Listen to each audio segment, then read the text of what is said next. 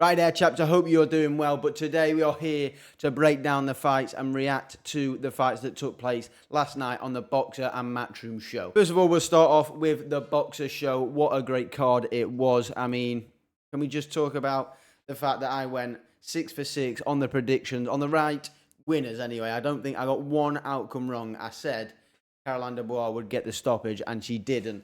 But every other prediction I got right. That's all I'm saying, guys. All I'm saying. If you didn't watch the predictions, they are on the shorts. They are on the channel. Go and check them out.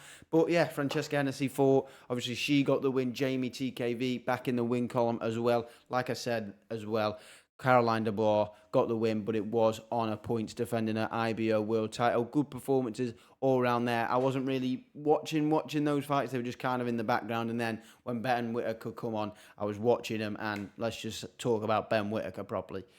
He likes a dance. He likes a groovy. It gets on some people's nerves. But me, personally, I'm a big fan of it. I just like how it gets the opponent riled up and it brings him onto him so he can just land big shots. And there's plenty of clips on Twitter and Instagram that you'll see of him dancing and landing some beautiful uppercuts, left hooks to the body, left hook to the head, straight right hand. I mean, he mixes it up so well, and I think he's a future world champion we've got there in the UK. I think he's a very, very special fighter at that light heavyweight division, which obviously we're going to talk about that division later on with the main event. But Benn Whitaker, special, special, special fighter. And when he wants to switch it on, he can switch it on and he can switch off the lights of most of his opponents. However, it wasn't like a highlight reel knockout. He just put the foot on the gas and got his man out of there when he needed to. He had the showboat, he had his fun, landing them shots. But then when he was like, you know what, I want to get this fight done, and he got it done. I mean, he's a great, great fighter, and I'm just interested to see him fight a little bit more this year, and hopefully he steps up the levels. I think he will. Potential for some titles, English titles, British titles, Commonwealth titles. Obviously, a couple of those titles were on the line in the main event, but I suppose we'll move to the co-main event now with Adam Azim versus Enoch Poulsen for the EBU European title. It wasn't as good as the Benn Whitaker fight, I can't lie. It wasn't as entertaining, but Adam Azim learning still very young. Is he 20, 21? Still so young, and he's got all the abilities to become something very, very special for British boxing. Enoch Poulsen, obviously formerly undefeated and former champion, actually never lost this belt in the ring. However, injuries with shoulders, which was actually the cause of the fight being stopped in the end, and obviously had a knee surgery as well, which kept him out of the ring for about 3 years, I think. So yeah, it's that is a long layoff. It really, really is, and I think it showed. Adam Azim was faster, a little bit sharper, and he was just doing enough to win rounds one by one until the stoppage came, which was unfortunate because it takes away from Adam Azim's potential highlight reel knockout or a stoppage win. However, he does get the win. He moves on. Enoch Poulsen takes the loss, but I feel sorry for the lad. Shoulder pops out. He wasn't really, it wasn't not in the fight, but he was just a little off the pace, and Adam Azim was comfortably winning the rounds. It would have been nice for the fight to carry on, because I would have liked to have seen Adam Azim go through the paces and step it to Poulsen and try and get a finish. But we did see a finish, but unfortunately it was due to a dislocated shoulder, and you'd never like to see it end like that. But I suppose that is boxing. It can happen, especially once it's come out before. I think it's come out a few times, and yeah, once that happens, it's always prone to coming out again at any other time. So it's just unfortunate, but it is the game that we play. However, talking about the main event, let's just say, what a fight. What a fight indeed. Very, very good a fight. Dan Aziz and Joshua Buatsi both bought the absolute A game from each other. And yeah, I thought it was a great little dust-up. Got a little bit annoying towards the end of the fight because that canvas was getting slippier and slippier, and it was like they were fighting on an ice rink. And for me personally, I know shots were landed when Aziz went down in, I think, was it round 9, 10? I can't quite remember. I think it might have been 11 actually, 10, 11. But yeah, it was just a shame to see because it was a close fight, and I don't think the actual knockdowns changed the score. I think even if the knockdowns weren't there, and it was, I think Buatsi still wins the fight on points, and I thought Buatsi looked very, very nice at that mid to long range. Yeah, and I think just with the uppercuts and the hooks, that mid to long range, he was very, very effective. I mean, it was a bit weird because he was throwing like the same combination over and over again, and it was still hitting Dan Aziz. He was throwing uppercut, left hook, uppercut. Sometimes throwing an extra hook on there or going uppercut, left hook.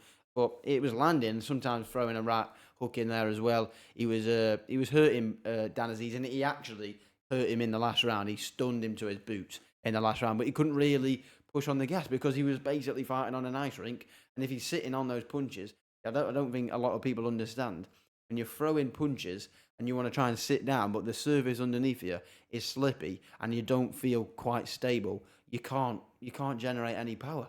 You can't because you can't dig your toes into the floor and really twist because you're either slipping over, which Buatsi a few times did himself, and obviously Aziz did in the 10th or 11th when he went down twice in one round. It was just a shame to see that because it kind of took away from the fact that it was such a good fight, and it took away from Aziz's performance because he put in 100% effort. So did Buatsi, and I thought they brought the best out of each other. Definitely wasn't that sort of, where friends end up fighting and then it's kind of like a sparring match. This was a proper good fight, and hats off to both gentlemen. Buatsi moves on with the dub and new British and Commonwealth light heavyweight champion. He is now that was a final eliminator for the WBA of Dmitry Bivol's world title. So hopefully they get it on. Maybe Buatsi versus the winner of Bivol versus Beterbiev. Obviously that is supposed to be happening around June. That's supposed to be main event in the 5v5 versus Queensbury. That is a separate thing. That's not part of the 5v5. That's supposed to be the main event, and then the 5v5 Queensbury Matchroom is supposed to be underneath. But yeah, that was the Boxer show. It was a pretty decent show. I enjoyed it. I was watching it as well as the Matchroom. I had them both on at the same time. And then I suppose we'll talk about the Matchroom now. Again, we went 6 for 6 on the correct outcomes. I mean, I don't know what I was playing at. This is the first time I've ever done such a thing. I might have got a few outcomes wrong. I don't know if I said. I think I might have said Khalil Cole to a points, but he did win in the end. I did say Khalil would win, and he did win. Same with George Liddard. He was in a good fight. Jimmy Sites, what a knockout. 3-0 he moves to, an unbelievable finish from the lad. Take my hat off to that because that was a proper knockout. And as I was saying, Khalil Cole versus Oswana. Good fight, but Khalil Cole was just too much for him. Too much indeed. Similar to Johnny Fisher, he was just an absolute wrecking ball in there. An absolute wrecking ball. Again, I was watching these fights more in the background. It was only the co-main and the main event that I was watching with full beams on. But yeah, Johnny Fisher.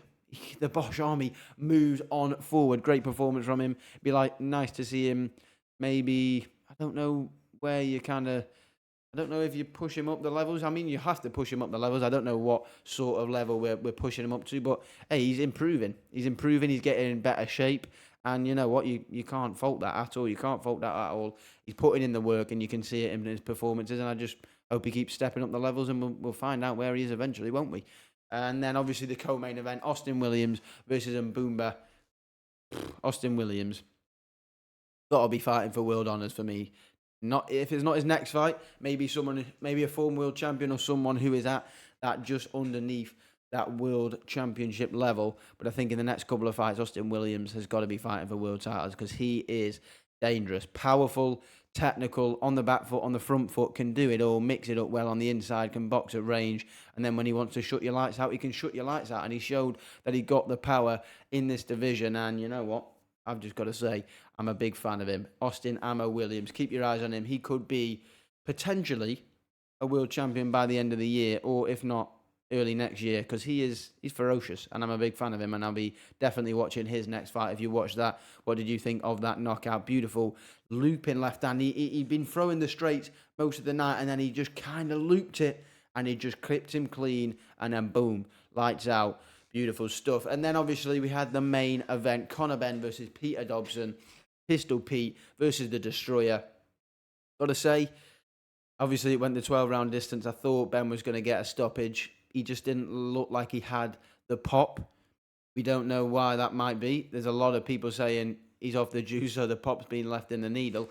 But I don't think it's that. I just think he's fighting at a weight class that isn't his, 150.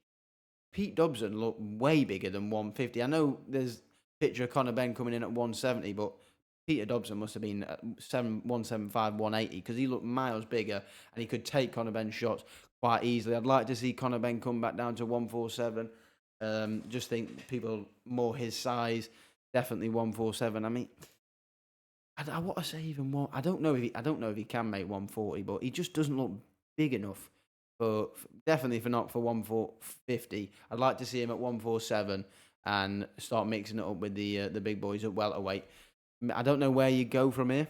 Probably, I'd like again similar to Austin Williams, someone on the fringes of the world level, maybe a former world champion, could be a good sort of fight for Conor Benn. I thought he boxed decent, but he took a couple of whacks from Peter Dobson. Peter Dobson was no mug. He had that skill, a lot more skill than I thought that he would bring. And he took a few whacks, took a couple of uppercuts, a couple of backhands to the chin. I thought at one point he was slowing down, like the fourth, fifth round. He looked like he was slowing, but he kind of got a second wind and started just boxing quite nicely and landing the big backhands and the big hooks that he likes to throw. All I want to see from Conor Benn is just move down to 147, see where he's at, see if he's looking undersized, because he definitely, for me, he looked undersized in there last night. Definitely did. But yeah, 147, let's see who he fights. It'll be interesting to see. I'll be watching.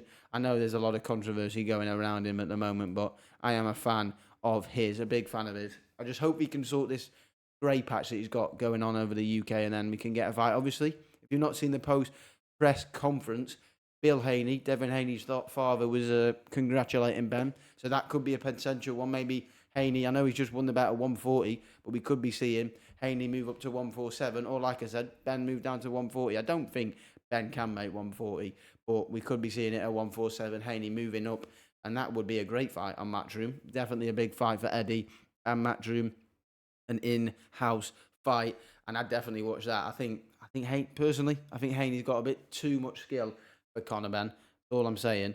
But it would be an interesting fight. Benn would bring it, and he'd definitely push Haney. It'd be interesting. I'd want Conor Benn to win because I always back the Brit, and I love Conor Benn and obviously the Benn name with Nigel. But yeah, that's going to be it from me today. Hope you enjoyed this video. What were your thoughts on the fights? Leave them in the comments down below. I thought they were actually pretty decent. A pretty decent night of fights on both cards. But that is going to be it from me today. I hope you enjoyed. Sutty